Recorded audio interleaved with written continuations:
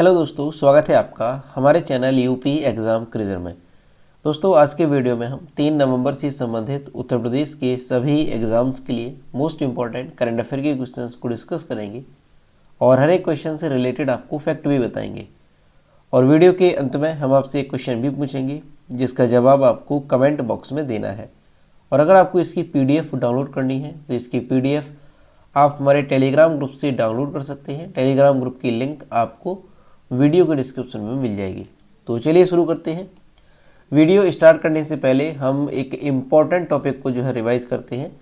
तो आज का जो हमारा टॉपिक है वो है उत्तर प्रदेश में प्रमुख शोध संस्थान। तो उत्तर प्रदेश में कौन कौन से प्रमुख शोध संस्थान स्थित है, तो इनको हम देखेंगे। पहला है सेंट्रल आलू रिसर्च स्टेशन, ये कहाँ पे है, तो ये मेरठ में है। केंद्रीय बकरी अनुसंधान संस्थान मथुरा में है। भारतीय दलहन अनुसंधान संस्थान कानपुर में है। राष्ट्रीय चीनी अनुसंधान संस्थान ये कानपुर में है। ठीक है, याद रखेंगे दाल चीनी दोनों के दोनों जो अनुसंधान संस्थान है ये कहाँ पे है, कानपुर में है। भारतीय चमड़ा अनुसंधान संस्थान ये भी कानपुर में है।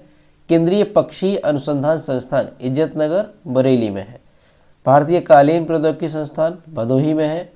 और दोस्तों, भदोही का जो एक जिला एक उत्पाद है वो कालीन है, इस तरह से याद रख सकते हैं। भारतीय कालीन प्रौद्योगिकी संस्थान कहाँ पे है, भदोही में है। भारतीय सूचना प्रौद्योगिकी संस्थान ये कहाँ पे है, तो इलाहाबाद में है। इसे भी आप रिलेटेड करके याद रख सकते हैं कि इलाहाबाद में हाई कोर्ट है, तो इस तरह से याद रख सकते हैं कि जो कानून वगैरह है, जो सूचना है वो यहाँ से मिलती है ना, रिलेट करके। तो भारतीय सूचना प्रौद्योगिकी संस्थान कहाँ से है, इलाहाबाद से है। अगला है भारतीय विश्व अनुसंधान संस्थान, ये कहाँ से है, लखनऊ में है। राष्ट्रीय वनस्पति अनुसंधान संस्थान ये भी कहाँ पे है, लखनऊ में है। और केंद्रीय औषधि अनुसंधान संस्थान ये भी लखनऊ में है। कृषि अनुसंधान संस्थान ये भी लखनऊ में है। कपड़ा रिसर्च इंस्टीट्यूट ये है गाजियाबाद में।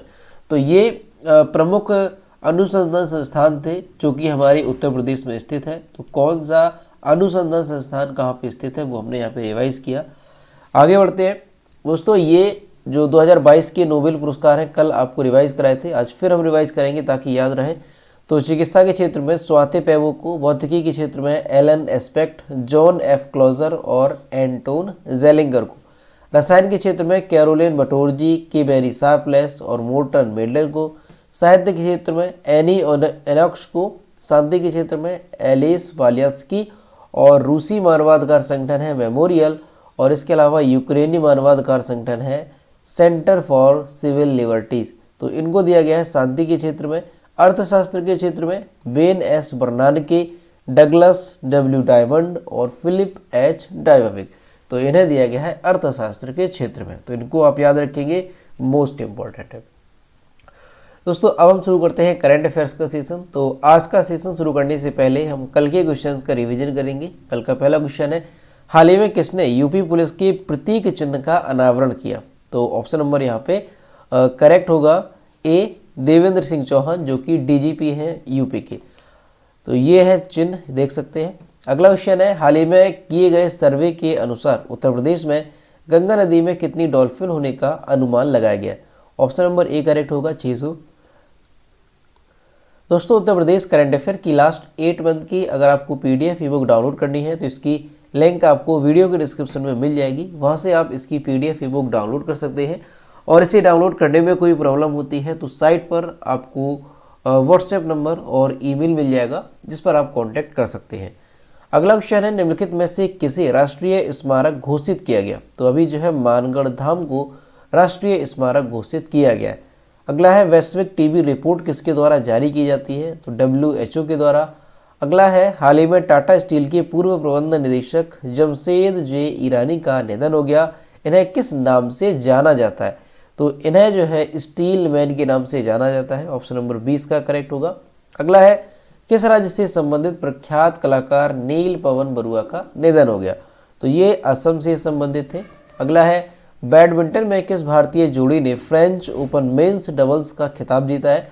तो ये जीता है सात्विक साईराज रैंकीरेड्डी और चिराग शेट्टी ने। अगला है, समुद्री द्विपक्षीय अभ्यास सिम्बेक्स भारत और किस अन्य देश के बीच आयोजित किया जाता है। तो जो सिम्बेक्स द्विपक्षीय सैन्य अभ्यास है ये किया जाता है भारत और सिंगापुर के बीच। ऑप्शन नंबर इसका भी करेक्ट होगा। अगला है, हाल ही में 5 राज्यों के कितने पुलिसकर्मियों को गृह मंत्री विशेष अभियान पदक से सम्मानित किया गया? तो 63। ऑप्शन नंबर सी इसका करेक्ट होगा। तो दोस्तों ये थे कल के क्वेश्चंस जिसका हमने रिवीजन किया। अब हम शुरू करते हैं आज का सेशन। आज का पहला क्वेश्चन है, प्रदेश के कितने जिलों में सिविल डिफेंस इकाइयां गठित की जाएंगी? ऑप्शन नंबर यहाँ पे डी करेक्ट होगा, 75। उत्तर प्रदेश के जो मुख्यमंत्री हैं योगी आदित्यनाथ, उन्होंने लखनऊ में अग्निशमन विभाग, नागरिक सुरक्षा विभाग और कारागार विभाग की समीक्षा की और इसके तहत उन्होंने निर्देश दिया कि प्रदेश के हर जिले में सिविल डिफेंस इकाइयां गठित की जाएंगी। प्रदेश में अगर देखा जाए तो 27 जिलों में नागरिक सुरक्षा इकाइयां अभी गठित हैं वर्तमान में। अग्निशमन विभाग, नागरिक सुरक्षा विभाग और कारागार विभाग की समीक्षा करते हुए उन्होंने निर्देश दिया कि प्रदेश के सभी नगरीय निकायों को आधार मानकर नागरिक सुरक्षा इकाइयों का पुनर्गठन किया जाए। तो यहाँ से आप याद रखेंगे कि उत्तर प्रदेश के सीएम योगी आदित्यनाथ ने जो है निर्देश दिया है कि प्रदेश के हर एक जिले में सिविल डिफेंस इकाई होनी चाहिए और इसको लेकर के उन्होंने क्या किया है, निर्देश दिया है कि हर एक जिले में इकाइयां गठित की जानी चाहिए। कौन सी? सिविल डिफेंस इकाइयां। ठीक, तो इस चीज़ को याद रखेंगे। और प्रेजेंट टाइम में अभी 27 जिलों में ये नागरिक सुरक्षा इकाइयां गठित हैं, लेकिन सभी जिलों में ये गठित की जाएंगी। अगला क्वेश्चन है, उत्तर प्रदेश के किस जिले में 26 नवंबर से अमरगढ़ महोत्सव का आयोजन किया जाएगा? ऑप्शन नंबर यहाँ पे बी करेक्ट होगा, सिद्धार्थ नगर में। दोस्तों सिद्धार्थ नगर में अमरगढ़ शहीद स्थल पर आने वाली 26 नवंबर से अमरगढ़ महोत्सव का आयोजन किया जाएगा। कौन सा है? अमरगढ़ महोत्सव, इसका जो है आयोजन किया जाएगा। ये जो महोत्सव है ये 3 दिवसीय रहेगा और इस महोत्सव के अवसर पर स्वतंत्रता संग्राम सेनानियों को सम्मानित किया जाएगा। इसके साथ ही मेला, गोष्ठी से तमाम सांस्कृतिक जो कार्यक्रम है उनका भी यहाँ पे आयोजन किया जाएगा। दोस्तों 26 नवंबर 1858 को ये जो अमरगढ़ महोत्सव है क्यों ये मनाया जाता है? तो 26 नवंबर 1858 को अंग्रेज़ों और क्रांतिकारियों के बीच प्रथम स्वतंत्रता की लड़ाई हुई थी, जिसमें 80 भारतीय शहीद हुए थे। तमाम सेनानी राप्ती नदी में डूब गए थे। इस लड़ाई में एक अंग्रेज अधिकारी गिफोर्ड और एक घुड़सवार सिपाही भी मारा गया था। तो कहने का मतलब है कि जो अमरगढ़ महोत्सव है ये क्यों मनाया जाता है? तो इसलिए क्योंकि 26 नवंबर 1858 को अंग्रेज और क्रांतिकारियों के बीच जो है क्या हुआ था, लड़ाई हुई थी। इसमें 80 भारतीय शहीद जो है 80 भारतीय जो सैनिक है वो शहीद हो गए थे और इसके अलावा सैनिक नहीं क्रांतिकारी, ठीक है, याद रखेंगे 80 भारतीय जो क्रांतिकारी हैं वो शहीद हो गए थे। इसके अलावा तमाम जो सेनानी थे वो राप्ती नदी में डूब गए थे। तो इस तरह से इसी के चलते जो ये लड़ाई कहाँ पे हुई थी? अमरगढ़ में हुई थी। इस बात को याद रखेंगे। तो इसी वजह से 26 नवंबर से जो है अमरगढ़ महोत्सव का आयोजन किया जाता है और ये 3 दिवसीय महोत्सव होता है। ठीक, तो याद रखेंगे आप, सिद्धार्थ नगर में ये आयोजित किया जाता है अमरगढ़ शहीद स्थल पर। अगला क्वेश्चन है, 7वें भारत जल सप्ताह की थीम क्या है?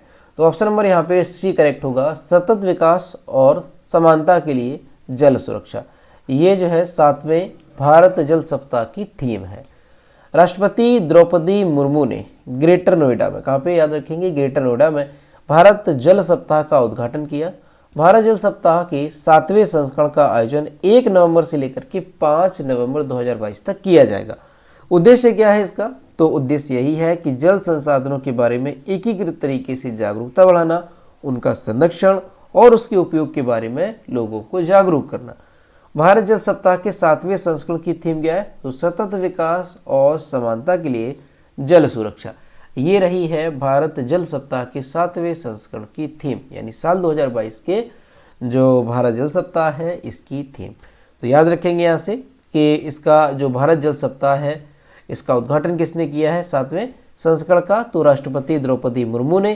कहाँ पे किया गया है? तो याद रखेंगे यूपी के ग्रेटर नोएडा में। और कब से कब तक इसका आयोजन होगा 7वें भारत जल सप्ताह का? तो 1 नवंबर से लेकर के 5 नवंबर तक इसका आयोजन किया जाएगा। अगला क्वेश्चन है, भारत का पहला एक्वा पार्क किस राज्य में स्थापित किया जाएगा? ऑप्शन नंबर यहाँ पे डी करेक्ट होगा, अरुणाचल प्रदेश में। दोस्तों भारत सरकार ने अरुणाचल प्रदेश के निचले सुबनसिरी जिले के तारेन जीरो में भारत के पहले एक्वा पार्क की स्थापना के लिए अपनी मंजूरी दे दी है। केंद्र सरकार ने प्रधानमंत्री मत्स्य संपदा योजना के तहत इस परियोजना को मंजूरी दी है। अरुणाचल प्रदेश में भारत के पहले एक्वा पार्क की मंजूरी संबंधित अधिकारियों द्वारा उचित जांच के बाद की गई है। तो क्वेश्चन मोस्ट इंपॉर्टेंट रहेगा, याद रखेंगे कि भारत का जो पहला एक्वा पार्क है वो कहाँ पे स्थापित किया जाएगा, तो ये अरुणाचल प्रदेश में स्थापित किया जाएगा। ठीक, इसको याद रखेंगे। और दोस्तों जो एक्वा पार्क है ये प्रधानमंत्री जो केंद्र सरकार की प्रधानमंत्री मत्स्य संपदा योजना है, इसके तहत जो है इसको मंजूरी दी गई है। इस बात को याद रखेंगे एक्वा पार्क को। अब दोस्तों जो एक्वा पार्क ये परियोजना है, इसके तहत नए तालाबों की स्थापना की जाएगी, ट्राउट हैचरी की स्थापना होगी, फिश मील हो गया, ब्रूड बैंक हो गया, खुदरा मत्स्य बाजार है, एक्वा संग्रहालय है। तो ये सारी जो चीज़ें हैं वो विकसित की जाएंगी इस परियोजना के तहत। तो याद रखेंगे आपको इतना ही कि पूछा जाएगा एग्जाम में कि भारत के पहले एक्वा पार्क की स्थापना के लिए जो है किस राज्य में ये स्थापित किया जाएगा, तो आप याद रखेंगे अरुणाचल प्रदेश में। दोस्तों यहाँ पर अरुणाचल प्रदेश की बात है तो हम अरुणाचल प्रदेश के बारे में जानते हैं। तो सबसे पहले मैप में देखेंगे कि अरुणाचल प्रदेश है कहाँ पे। तो यहाँ पर आप देख सकते हैं ये है मैप में अरुणाचल प्रदेश, जो मैंने इसे जो है रेड कलर से इसको हाईलाइट किया है। तो यहाँ पर आप देख सकते हैं ये अरुणाचल प्रदेश है पूर्व में, इंडिया के मैप में ये पूर्व में पड़ता है। तो दोस्तों जो अरुणाचल प्रदेश है भारत के किन किन राज्यों की सीमा को साझा कर रहा है, तो यहाँ पर आप देख सकते हैं नागालैंड हो गया, यहाँ पे देख सकते हैं असम हो गया, और ये 2 राज्यों को ही जो है टच कर रहा है। तो 2 राज्यों की सीमा को ये साझा करता है अरुणाचल प्रदेश। अरुणाचल प्रदेश की कैपिटल है ईटानगर। अरुणाचल प्रदेश के चीफ मिनिस्टर कौन है, तो पेमा खांडू। और गवर्नर कौन है यहाँ के, तो बीडी मिश्रा, ये अरुणाचल प्रदेश के गवर्नर हैं। अगला क्वेश्चन है हाल ही में दुनिया का सबसे शक्तिशाली रॉकेट किसने लॉन्च किया। तो अभी जो है स्पेस एक्स के द्वारा दुनिया का सबसे शक्तिशाली रॉकेट लॉन्च किया गया। दोस्तों एलन मस्क की जो कंपनी है, आप सभी लोग जानते हैं कि एलन मस्क की कंपनी है स्पेस एक्स। तो साल 2019 के बाद फ्लोरिडा से फाल्कन हैवी मिशन को लॉन्च किया। फाल्कन हैवी रॉकेट से अमेरिकी स्पेस फोर्स के सैटेलाइटों को अंतरिक्ष में भेजा गया है। इस बात को याद रखेंगे कि जो दुनिया का सबसे बड़ा जो है सबसे शक्तिशाली रॉकेट किसने लॉन्च किया, तो एलन मस्क की जो कंपनी है स्पेस एक्स, इसके द्वारा लॉन्च किया गया। दोस्तों ये जो सबसे बड़ा रॉकेट इसको नाम क्या दिया गया, तो याद रखेंगे फाल्कन हैवी इसको नाम दिया गया। फाल्कन हैवी इसको नाम दिया गया। तो ये जो फाल्कन हैवी रॉकेट है इसके माध्यम से अमेरिकी स्पेस फोर्स के सैटेलाइटों को अंतरिक्ष में भेजा गया है। फाल्कन हैवी मिशन को जून 2019 के बाद से जो है लॉन्च किया गया, यानी जून 2019 से ये जो है लॉन्च किया गया था और अभी जाकर के ये लॉन्च किया गया है फाल्कन हैवी रॉकेट। इस रॉकेट का वजन 2 स्पेस शटल के वजन के बराबर है, जिसका वजन 63.8 टन है। ये जो रॉकेट है इसकी लंबाई कितनी है, तो 230 फुट लंबा ये रॉकेट है। इसमें 27 मर्लिन इंजन लगे हैं जो इस दुनिया का सबसे शक्तिशाली रॉकेट बनाता है। सैटर्न 5 अब तक का सबसे पावरफुल रॉकेट था जिसको नासा ने चांद पर खोज के लिए उपयोग किया था। ठीक है, इस बात को याद रखेंगे कि अभी तक अगर देखा जाए कि सबसे पावरफुल रॉकेट कौन सा था, तो वो था सैटर्न 5 और वो भी नासा का था। तो और नासा ने इसे चांद पर जो है खोज के लिए उपयोग किया था। लेकिन अब जो है जो दुनिया का सबसे पावरफुल सबसे शक्तिशाली रॉकेट हो गया वो कौन सा है, तो फाल्कन हैवी रॉकेट। इसको याद रखेंगे किसके द्वारा इसको जो है बनाया गया है, तो स्पेस एक्स के द्वारा। और ये कंपनी किसकी है, तो ये एलन मस्क की कंपनी है। अगला क्वेश्चन है पूर्वोत्तर भारत का पहला मछली संग्रहालय किस राज्य या केंद्र शासित प्रदेश में बनेगा। ऑप्शन नंबर यहाँ पे बी करेक्ट होगा, अरुणाचल प्रदेश में। दोस्तों पूर्वोत्तर भारत का पहला जो फिश म्यूजियम है वो जल्द ही अरुणाचल प्रदेश में बनाया जाएगा। फिश म्यूजियम भारत के पहले एक्वा पार्क का हिस्सा होगा। अभी जो आपको बताया था कि भारत का जो पहला एक्वा पार्क है वो कहाँ पे बनेगा, अरुणाचल प्रदेश में। तो इसी एक्वा पार्क के हिस्से के रूप में पूर्वोत्तर भारत का पहला फिश म्यूजियम बनाया जाएगा। मौजूदा ट्रेन फिश फार्म जो उच्च ऊंचाई वाले बुल्ला गांव में स्थित है को एकीकृत एक्वा पार्क के रूप में अपग्रेड किया जाएगा, जहां पूर्वोत्तर का पहला फिश म्यूजियम बनेगा। अरुणाचल प्रदेश में फिश म्यूजियम में राज्य की सभी प्रकार की मछली की प्रजातियां होंगी और इसके साथ ही मछुआरों के लिए एक प्रशिक्षण केंद्र के रूप में भी काम करेगा। तो यहाँ से आपको क्या याद रखना है कि पूर्वोत्तर भारत का पहला फिश म्यूजियम जो है ये कहाँ पे बनाया जाएगा, तो अरुणाचल प्रदेश में ही बनाया जाएगा। और जो एक्वा पार्क है उसी का ये हिस्सा होगा। ठीक, तो याद रखेंगे अगर पूछा जाता है कि भारत का पहला एक्वा पार्क कहाँ पे स्थापित होगा, अरुणाचल प्रदेश में। और अगर ये पूछा जाता है कि पूर्वोत्तर भारत का पहला फिश म्यूजियम, तो ये अरुणाचल प्रदेश में बनेगा। ठीक है, याद रखेंगे दोनों बातें। अगला क्वेश्चन है, किस राज्य ने बच्चों के अनुकूल पुलिस थानों की घोषणा की है? तो ऑप्शन नंबर यहाँ पे सी करेक्ट होगा, ओडिशा। दोस्तों, ओडिशा की जो मुख्यमंत्री है नवीन पटनायक, उन्होंने 16 बच्चों के अनुकूल पुलिस स्टेशन और एक संपर्क हेल्प डेस्क की घोषणा की है। यानी कि बच्चों के अनुकूल 16 पुलिस स्टेशन और एक संपर्क हेल्प डेस्क की घोषणा की है। मुख्यमंत्री ने यह भी घोषणा की है कि राज्य में 18 और इस तरह के पुलिस स्टेशन जल्द ही काम करना शुरू कर देंगे। उड़ीसा के विभिन्न जिलों के पुलिस स्टेशन बच्चों के अनुकूल सुविधाओं के साथ है। तो याद रखेंगे अगर पूछा जाता है कि बच्चों के अनुकूल पुलिस स्टेशन की घोषणा जो है वो किसने की है, तो ओडिशा के जो मुख्यमंत्री हैं नवीन पटनायक, उन्होंने ये घोषणा की है कि 16 ऐसे पुलिस स्टेशन बनाए जाएंगे जो कि बच्चों के अनुकूल होंगे। ठीक है, और जल्द ही ये भी घोषणा की है कि जल्द ही 18 और इस तरह के पुलिस स्टेशन बनाए जाएंगे। ठीक, तो याद रखेंगे अगर पूछा जाता है कि बच्चों के अनुकूल पुलिस स्टेशन किस राज्य सरकार ने घोषणा की है, तो आप याद रखेंगे ओडिशा। अगला है, किस देश ने यूक्रेन में डेमिनिंग ट्रेनिंग प्रोजेक्ट शुरू की है? ऑप्शन नंबर यहाँ पे बी करेक्ट होगा, संयुक्त राज्य अमेरिका ने। दोस्तों, रूस यूक्रेन युद्ध के बीच जो संयुक्त राज्य अमेरिका है, तो संयुक्त राज्य अमेरिका के द्वारा यूक्रेन में एक डेमिनिंग ट्रेनिंग प्रोजेक्ट शुरू की है।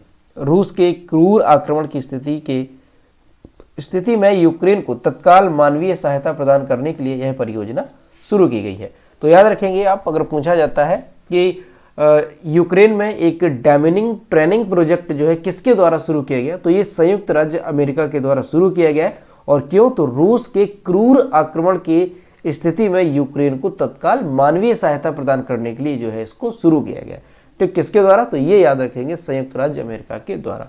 दोस्तों, संयुक्त राज्य अमेरिका की अगर हम बात करें तो यहाँ से आपको क्या याद रखना है, इसकी कैपिटल, तो वॉशिंगटन डीसी संयुक्त राज्य अमेरिका की कैपिटल है। संयुक्त राज्य अमेरिका की करेंसी क्या है, तो अमेरिकी डॉलर। और संयुक्त राज्य अमेरिका के जो प्रेसिडेंट है वर्तमान में वो कौन है, तो जो बाइडेन प्रेसिडेंट है। और यहाँ की जो वाइस प्रेसिडेंट है वो है कमला हैरिस, जो कि भारतीय मूल की है। अगला क्वेश्चन है, कौन सा शहर इंडिया केम 2022 सम्मेलन की मेजबानी कर रहा है? ऑप्शन नंबर यहाँ पे ए करेक्ट होगा, नई दिल्ली। दोस्तों, केंद्रीय मंत्री मनसुख मंडाविया ने नई दिल्ली के प्रगति मैदान में इंडिया केम 2022 का उद्घाटन किया। इस सम्मेलन की थीम क्या है, तो vision 2030 chemicals and petrochemicals build India, ये जो है इस सम्मेलन की थीम रही। ठीक है, इस बात को याद रखेंगे, ये इसकी थीम है। इंडिया केम 2022 इस क्षेत्र में सतत विकास के लिए सरकार की नीति का प्रचार प्रसार करेगी। तो याद रखेंगे आप, अगर पूछा जाता है कि इंडिया केम 2022 जो सम्मेलन है इसका जो आयोजन है वो कहाँ पे किया जा रहा है, इसका जो मेजबानी है वो कौन कर रहा है, तो नई दिल्ली में जो है इसका आयोजन किया जा रहा है। अगला क्वेश्चन है, निम्नलिखित में से किस सोशल मीडिया प्लेटफॉर्म ने वेरीफाइड अकाउंट्स के लिए शुल्क की घोषणा की है?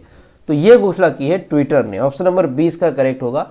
दोस्तों, हाल ही में आपको याद होगा जो ट्विटर है इसके नए मालिक कौन हो गए, तो एलन मस्क, इन्होंने ट्विटर को खरीदा है और ये जो है ट्विटर के नए मालिक हो गए। इसके बाद इन्होंने कई सारी जो है नई घोषणाएं कर दी हैं। जैसे आपको याद होगा कि ट्विटर के जो सीईओ थे पराग अग्रवाल, उनको इन्होंने हटा दिया। और अभी जो है इन्होंने एक और नई घोषणा की है। इन्होंने कहा कि ट्विटर अपनी ब्लू टिक सर्विस के लिए $8 का शुल्क लेगा, जिसमें ब्लू टिक अकाउंट्स भी शामिल है।